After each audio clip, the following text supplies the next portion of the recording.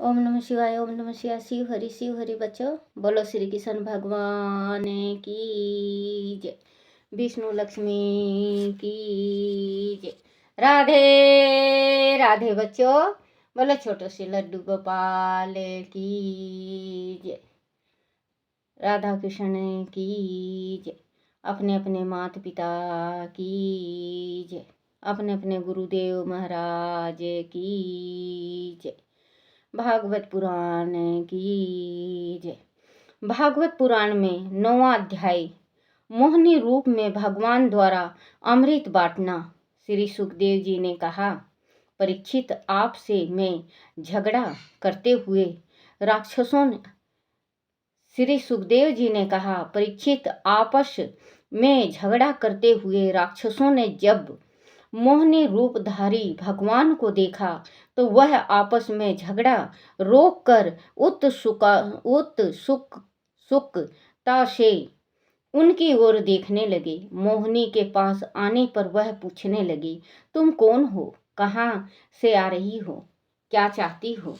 क्या विधाता ने तुम्हें हमारी मनोकामनाओं को पूर्ण करने के लिए भेजा है? हम लोग इस अमृत के लिए आपस में झगड़ा कर रहे हैं। क्या तुम इस अमृत को हम हमारे बीच में बराबर बराबर बांट सकती हो? भगवान ने उनकी बात सुनकर मुस्कुरा कर कहा, आप लोग महर्षि कश्यप के पुत्र हैं और मैं एक उल्टा स्त्री हूँ। क्या आप लोग मुझ पर विश्वास करेंगे? विवेकी पुरुष ऐसी स्वेच्छाचारी स्त्रियों का कभी विश्वास नहीं करते। परीक्षित, मोहिनी की बातों पर दैत्यों को विश्वास हो गया कि वह न्यायपूर्वक अमृत का बंटवारा करेगी। उन्होंने अमृत का कलश मोहिनी रूपधारी भगवान को सौंप दिया। अमृत कलश अपने हाथों में लेकर मोहिनी ने कहा, हे दैत्यों, मैं उचित अनुचित जो भी करूं वह सब आदि तुम्हें स्वीकार हो तो मैं यह अमृत बांट सकती हूँ। बड़े बड़े दैत्य ने मोहिनी की मीठी मीठी बातें सुनकर उनकी गहराइयों को नहीं समझा और सभी ने स्वीकार हैं कह दिया। इसके बाद एक दिन का अवकाश रख कर सभी ने स्नान किया और हवन आदि करके ब्राह्मणों को दान दिया तथा उन्हें भोजन कराया। उनके बाद सभी दैत्य दानव अच्छे अच्छे वस्त्र पहनकर अपने सामने 2 पंक्तियों में बैठ गए। उसी समय अमृत का कलश लेकर मोहिनी ने उनके बीच में प्रवेश किया। उसने अपनी मोहिनी चित्तवन से दैत्यों की ओर देखा तो वह निहाल हो गए। अपनी भंगिमा से उन्हें मोहित करते हुए मोहिनी ने देवताओं को अमृत पिलाना आरंभ कर दिया। दैत्य लोग चुपचाप अपनी बारी की प्रतीक्षा करने लगे। जिस समय भगवान देवताओं को अमृत पिला रहे थे उसी समय राहु देवता का भेष बनाकर उनके बीच में आ बैठा।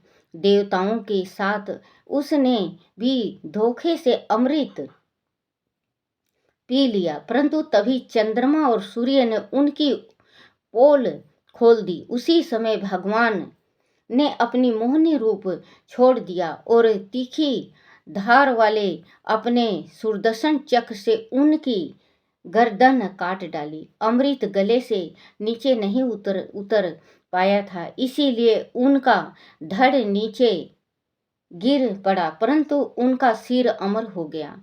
ब्राह्मण जी ने उन्हें ग्रह बनाकर आकाश में भेज दिया। बच्चों, जो ये सूरज और चांद को, चंद्रमा को और सूर्य देव को ग्रहण लगता है, ये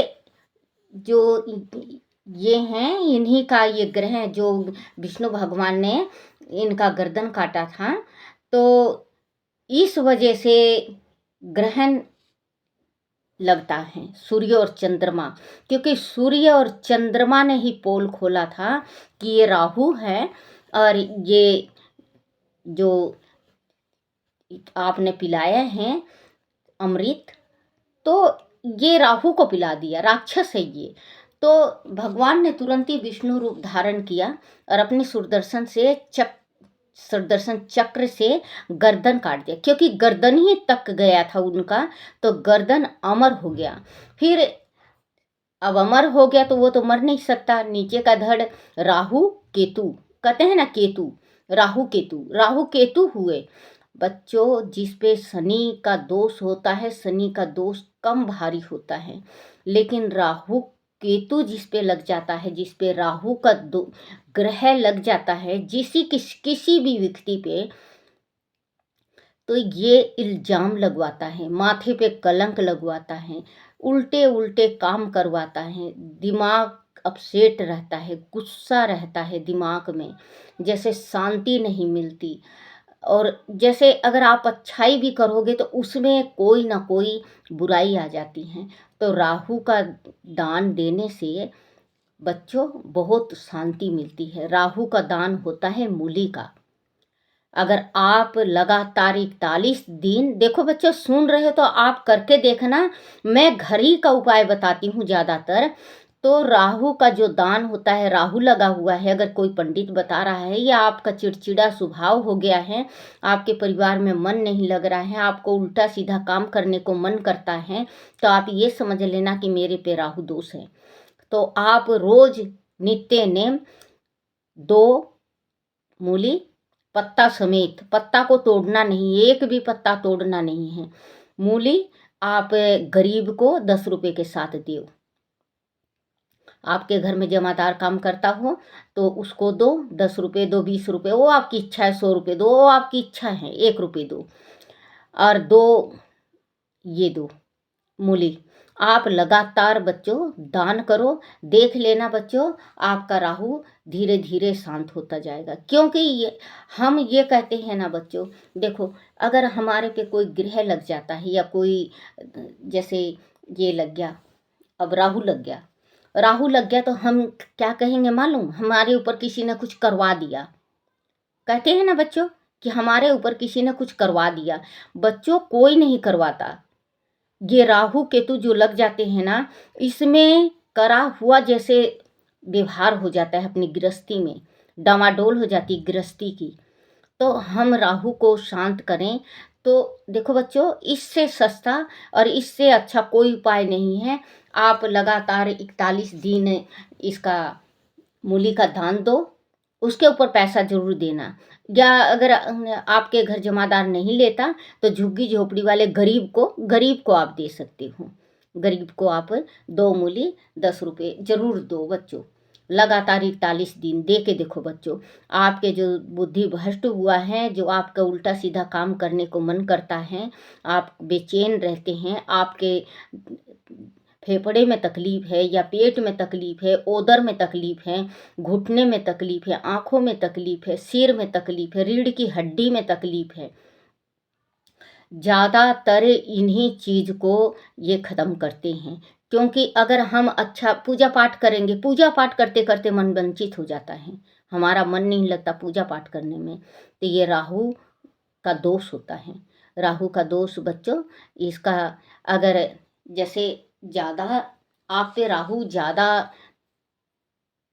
तेज हैं, तो आप कुछ मत करो, एक एक पानी का बोतल भरो, उसमें थोड़ा सा ब्लू नील आता है, ब्लू नील आप उसमें डाल दो, नीला बना दो उस पानी को पूरा भर के, और उसमें बच्चों 33 बूंद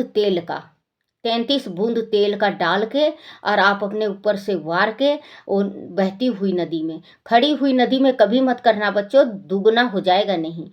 बहती हुई नदी में आप उस बोतल को धीरे धीरे डालो, और जिस टाइम आप घूमो तो अपने पीछे से उस बोतल को उसी नदी के अंदर फेंक दो, और घर आके हाथ मुंह धो के आप भगवान का, माता रानी का मानते हो या भोलेनाथ को मानते हो, कुल की देवी को मानते हो, पितरों को मानते हो, आप जोत जला के देखो बच्चों। इतवार वाले दिन करना है। ये जो नील है, नील का बताई हूँ, ये इतवार वाले दिन का। और जो मूली का है ये 41 दिन का, लगातार 41 दिन करो। छोटे छोटे उपाय करो बच्चों, छोटे छोटे उपाय से बहुत बड़ी बड़ी राहत मिलती है। राहु है, कलंक लगवा देता है हमारे, बिना मतलब का राहु जिस पे लग जाता है तो उसको कलंक लगना ही लगना होता है, क्योंकि राहु का खेल अलग है। देखो सूर्य चंद्रमा को निगल जाते हैं, क्योंकि सूर्य चंद्रमा ने उनका भांडा फोड़ा था कि ये राहु हैं, तो विष्णु भगवान ने उनका गर्दन काटा था। तो साल में 4 दफे तो जरूर लग जाते हैं इनके ऊपर। कहते हैं ना आज ग्रहण है, ग्रहण हो जाता है। तो वैसे ही अगर किसी बंदे पे इनका, अब आप ये सोचो बच्चों कि सूर्य ग्रहण हो गया, इतना संसार, इतनी बड़ी संसार हैं, कितना दान करते हैं, फिर भी ये राहु का दोष नहीं छूटता इनका। चंद्रमा को लग जाता है, सारा संसार दान करते हैं, गंगा नहाते हैं, गौ दान करते हैं, सोना दान करते हैं, भूमि दान करते हैं, बहुत दान करते हैं, लेकिन फिर भी इनका वो नहीं गया दान। और एक कहावत ये भी है बच्चों, जैसे कि एक कहावत मैंने सुना था, मेरे पिताजी कहते थे कि एक दफ़े बच्चों, ये मृत्युलोक में बहुत अकाल पड़ गया था, खाने पीने को बिल्कुल तरस गए थे। तो उस टाइम में ये चंद्रमा और सूर्य दोनों मिल के जमादार के यहाँ से एक दीवा वो लेके आए थे, बीज कोदो कहते हैं कि मतलब समकिया लेके आए थे एक दफ़े। तो उस समकिया को बो के, जैसे बोए थे, बो के फिर इस संसार को चलाए थे। तो उसका कर्ज आज तक, क्योंकि जमादार से कभी भी कर्ज लेना नहीं चाहिए। अगर मान लो आपने ले भी लिया तो उसका 4 पैसे फालतू करके देना चाहिए, तो उसका कर्ज उतरा नहीं उनसे। देखो आज संसार इतनी दान करती है, पुण्य करता है, लेकिन उसे एक दीवे का कर्ज आज तक भी उनके पास है। तो वो कर्ज लेने आते हैं चंद्रमा और सूर्य। पहले के लोग ये बताते थे, लेकिन ये इसमें जो ग्रंथों में लिखा हुआ है कि इनका जो चंद्रमा और सूर्य ने पोल खोला, इसके वजह से चंद्रमा और सूर्य को बहुत भारी लगता है। ये सूर्य जिस टाइम शंकर भगवान की जो सती थी, जब गोरा सती हुई तो उस टाइम शनि का दोष और राहु का, ये राहु शनि दोनों लगे हुए थे। शनि और राहु जिस पे लग जाते हैं, एक जोड़ी को जरूर खत्म करते हैं। कहते हैं ना कि शनि का मार्केस जिस पे लगता है बच्चों, वो बचता नहीं, और बच जाता है तो बहुत भाग्यवान होता है।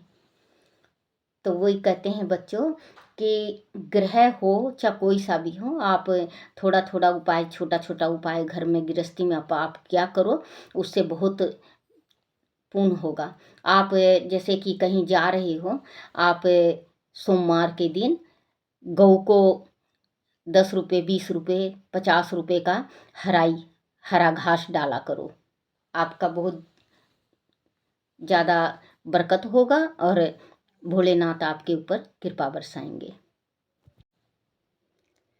जिस समय भगवान देवताओं को अमृत पिला रहे थे, उसी समय राहु देवता का भेष बनाकर उनके बीच में आ बैठा। देवताओं के साथ उसने भी धोखे में अमृत पी लिया, परंतु तभी चंद्रमा और सूर्य ने उनकी पोल खोल दी। उसी समय भगवान ने अपना मोहनी रूप छोड़ दिया और तीखी धार वाले अपने सुदर्शन चक्र से उनकी गर्दन काट डाली। अमृत गले से नीचे नहीं उतर पाया था, इससे उसका धड़ नीचे गिर पड़ा, परंतु उसका सिर अमर हो गया। ब्रह्मा जी ने उसे ग्रह बनाकर आकाश में भेज दिया।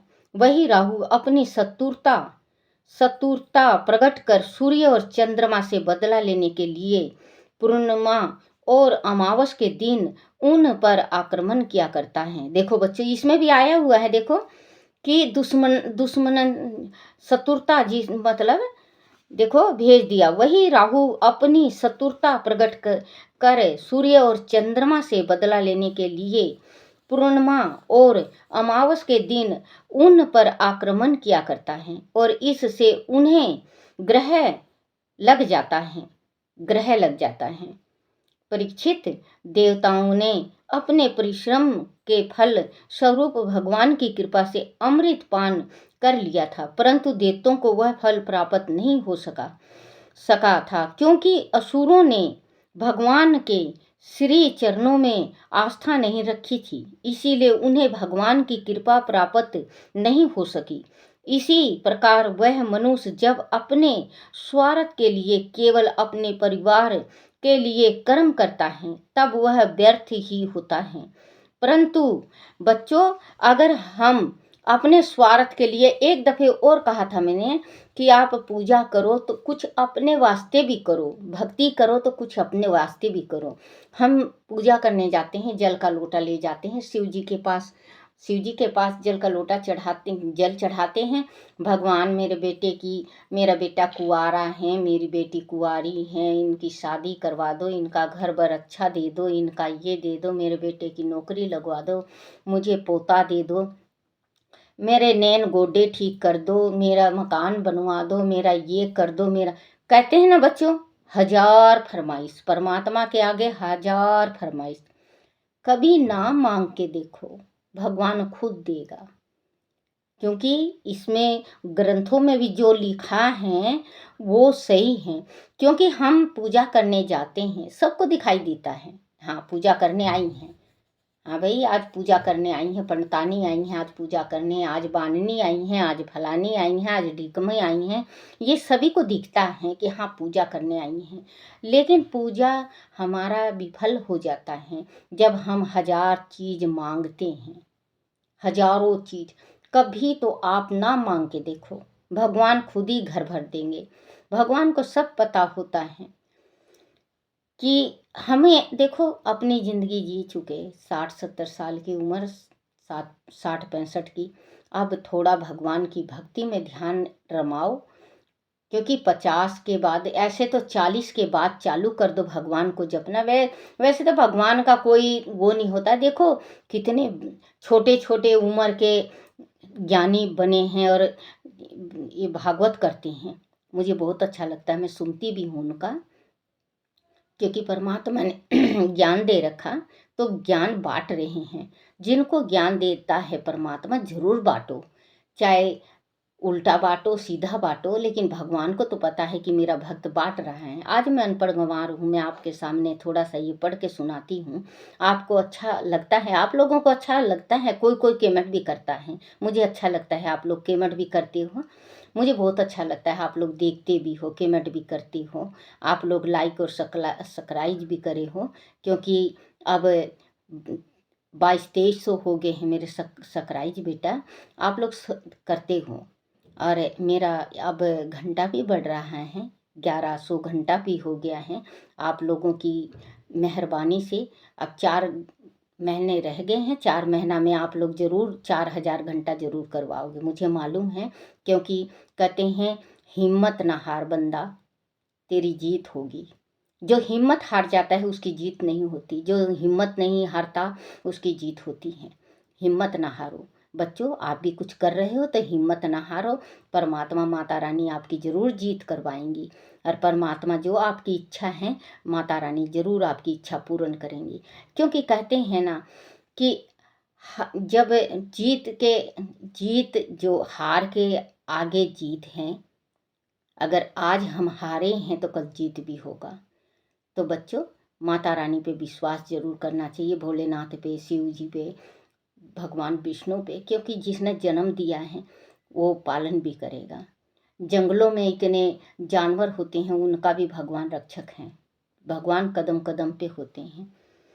नहीं हो सकी इस प्रकार वह मनुष्य जब अपने स्वार्थ के लिए केवल अपने परिवार के लिए कर्म करता है तब वह व्यर्थ ही होता है। परंतु वह ही कर्म जब भगवान को अर्पण करते हुए किए जाते हैं तो उनका फल अवश्य प्राप्त होता है। देखो इसमें भी लिखा है ना बच्चों कि भगवान को अर्पण कर दो, भगवान से जल लेके जाओ, भगवान से पूछो परमात्मा आप ठीक हो, जल चढ़ाओ, पूजन करो दिल से और आप घर आ जाओ, भगवान आपकी मनोकामना जरूर पूर्ण करेंगे। बोलो छोटे से लड्डू गोपाल की जय। श्री कृष्ण गोविंद हरे मुरारी, हे नाथ नारायण वासुदेवाय, हे नाथ नारायण वासुदेवाय, हे नाथ नारायण वासुदेवाय। श्री कृष्ण गोविंद हरे मुरारी, हे नाथ नारायण वासुदेवाय। बोलो श्री कृष्ण भगवान की जय। अपने अपने गुरुदेव महाराज की जय।